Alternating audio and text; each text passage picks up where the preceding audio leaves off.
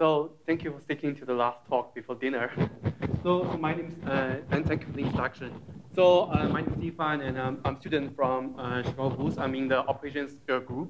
So today I'm going to talk about learning and market making in the spread betting market. So this is joint work with John Birge from Chicago Booth, Bora Keskin from Duke University, and then Adam Schultz from Uber. Let me start from explaining how the spread betting works. So in a spread betting market, there are market participants who bet on the outcome of a future unknown event. Let's call it X. And then there will be market makers or bookies who set up the cutoff lines for the event outcome. We denote as S here. And then bettors respond or take a side on the following question. Will the future event outcome be higher or lower than the cutoff line S? So in practice, the spread betting is most popular in the sports betting industry. So for example, this event X can correspond to the score differences between the two teams, and then that's called a spread contract, and that's more or less where the name comes from. And this X can correspond to the total number of scores in the game, which is called an over-under contract. Alternatively, in the political election, people can bet on the percentage differences of the candidates, etc. So lastly, a spread betting contract is characterized by the outcome. So in this contract, the market maker takes the opposite side of each bet. And let me go through a typical bet. So if a bettor places a bet, and after the event outcome is realized, if it turns out that if the bettor is correct, he will win, for example, $100 from the market maker. And on the contract, if the bettor is wrong, he will lose $110 to the market maker. So that $10 difference will be effectively the commission rate on the part of the market maker.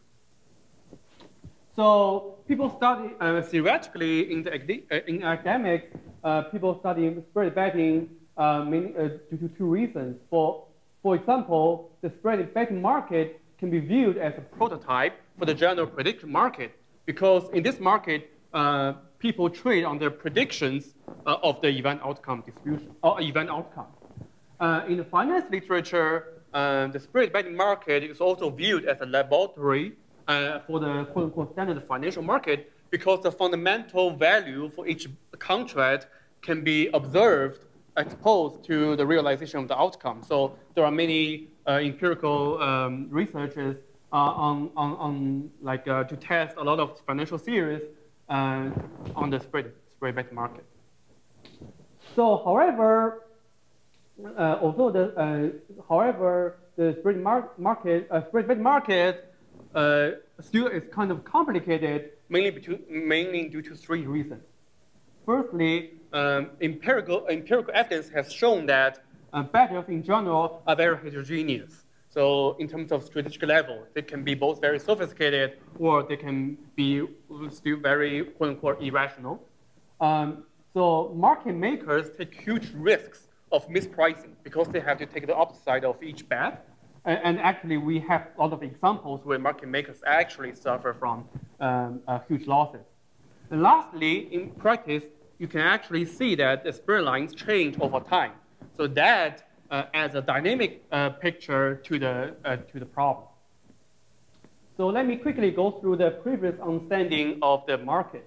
So from the theoretical side, we have the Leavitt. Leavitt has a model that says if in the market, if there is no systematic bias on the part of bettors, and if the market maker has perfect information about the statistical distribution of the event outcome distribution, then the market maker should consistently set up the spread line at the median of the event count distribution, which essentially balances the bet on both sides.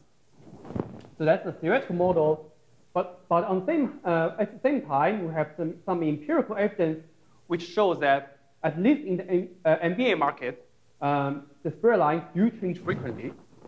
Also, the opening prices are usually biased estimators of the median, but the opening line biases get eliminated over time. So the empirical evidence implies that maybe the market maker in practice does not know the perfect information about the outcome distribution, and at the same time, the market maker incorporates information from the market and tries to improve his spread lines over time. So motivated by the empirical evidence, we consider two research questions. First is, in absence of the perfect information of the event outcome, how should the market maker move the spread line over time? And secondly, if the market maker does not know the information in the beginning, what will be the cause of the lack of that information? As an overview, we studied two families of pricing policies on the part of market makers. The first policy is what we feel very intuitive are the Bayesian policies, but which ignore the existence of informed bettors, which I'll define later. So, but in short, those policies are bad. So it actually can incur huge losses on the part of the market maker. So because of that, we consider another family of policies, which we call inertial policies. The main difference between an inertial policy and a Bayesian policy is that it moves the line at a systematically slower rate than the Bayesian policy. So that's why we call it the inertial policy. And those inertial policies protect the market maker from the strategic manipulation of the informed bettors and achieves a better revenue performance over time. That's a summary of results. And let me quickly go through the model. So in our model, we consider three kind of type of players in the market. First, we consider a single market maker who sets up the spread line for each bet in order to maximize profit. Second, we consider a single informed bettor with huge market power who can bet repeatedly and who can choose when to bet and on which side to bet in order to maximize profit.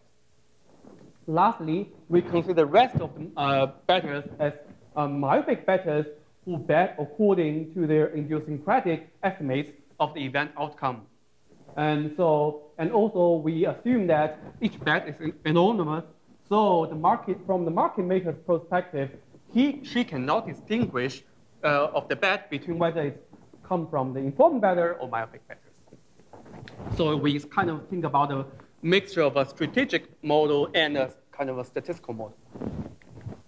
So organization market, so we have the event outcome X with correct median M. That's one we should target for.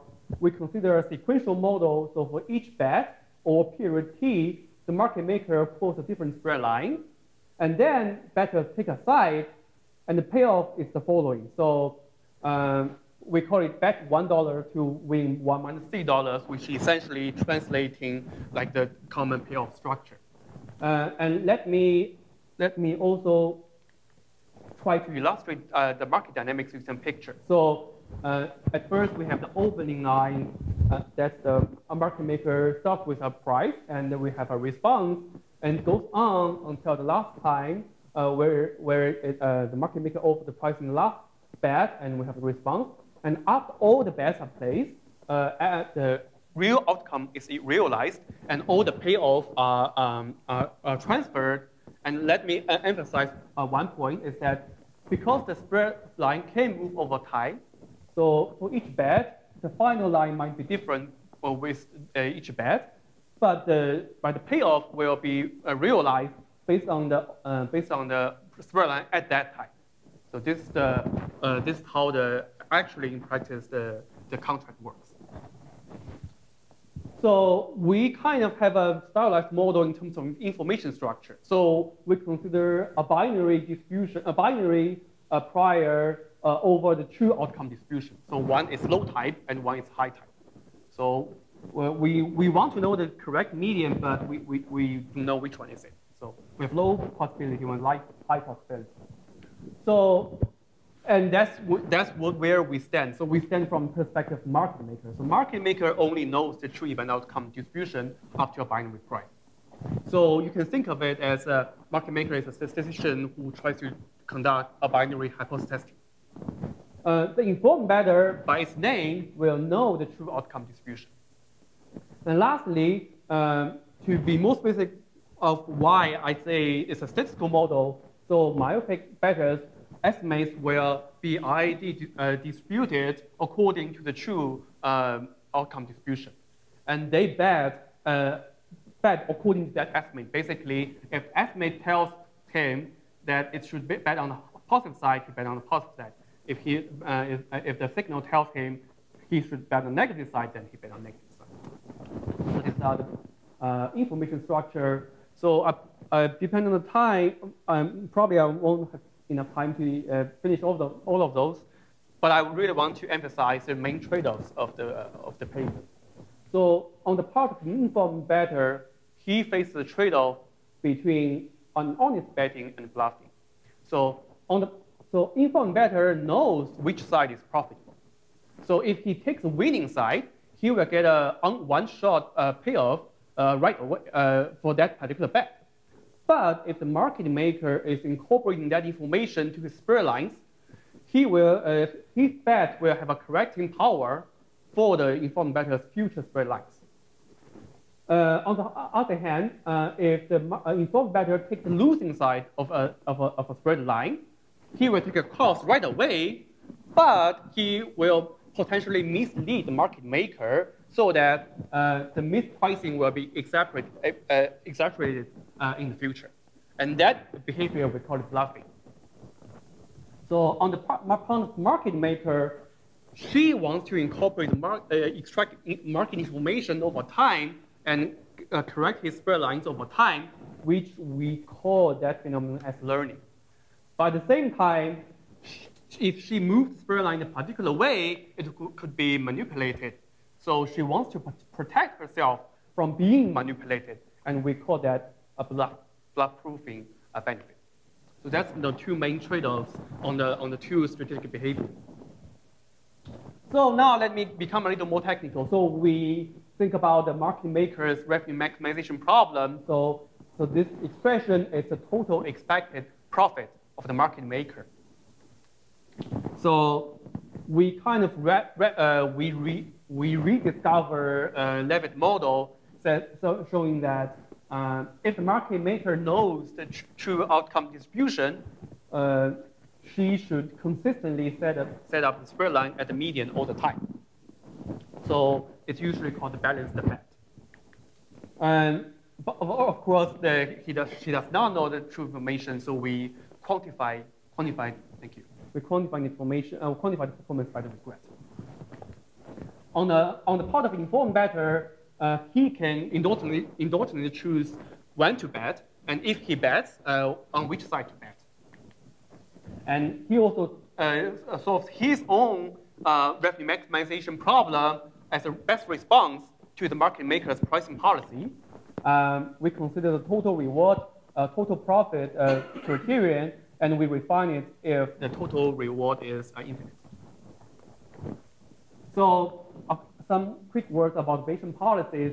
The Bayesian policy, since we have binary prior, Bayesian policy is just as a function of the posterior belief, where the posterior belief is updated according to the base rule, but ignoring the existence of informed bettors. So we have this result showing that if commission rate is small, which is interpreted as transaction cost in the market, the informed bettor has a bluffing policy that drives the market maker's posteriors to the opposite of the truth, drives the spread line to the opposite of the true median, and at the same time earns a profit that grows linear in the number of bets. And of course, if the informed bettor makes profit, that means the market maker makes a loss. So the market maker's loss is also linear in the number of bets. And the main intuition is the following. So to analyze the Bayesian policy, we essentially analyze log-likelihood ratio process. So basically, let me go to this main point directly. So, on the part of informed bettor, if he places an exactly equal amount of bluffing and honest betting bets, his net profit will be approximately 0. But at the same time, he drives the log likelihood ratio process to the opposite of the truth. So that's the boundary case. And if we can perturb the case a little bit, the informed bettor, if he honestly bets slightly more often than he bluffs, he will make a profit, but at the same time drives the market makers' belief out to the opposite of the truth. So that's a quick summary of the intuition. And based on that observation, we think about the inertial policies. So the starting point of the inertial policy is that our policy will track a different state variable. So instead of tracking the posterior belief, or equivalently the log likelihood ratio process, inertial policy tracks the total number of differences between the positive bets and negative bets. And the price function, the structure will be the same as. And why we do that? That's the intuition why we do that. So since BP equivalently tracks the LT, and which is expressed as the following, LT will have a linear growth rate if there's no informed bettor. However, on comparison, since IP tracks this new state variable ZT, if the market maker observes equal amount of +1 and -1 bets, the growth rate of ZT will be sublinear. In particular, if there are exactly equal amount of +1 and -1 bets, the ZT will not move at all. So that's what we call a sublinear, and why it's called inertial. So to wrap up, the inertial policy performs well in the sense that it induces to the informed bettor to never to bluff and behave in a myopic way, and the performance of the IP is so that the regret is logarithmic. To summarize, the market maker ignores the informed bettor, he will suffer from huge loss. And to counter that, to defeat the informed bettor, as a rule of thumb, the market maker should learn slowly and act inertially. Thank you. I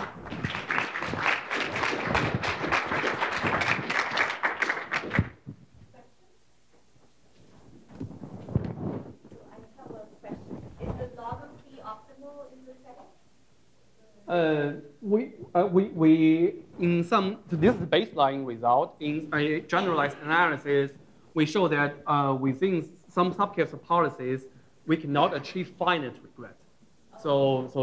But we do not have a complete characterization of what's the exact lower bound. So we stop here because we feel that log T is already quite small. So the final gap, we leave as open question.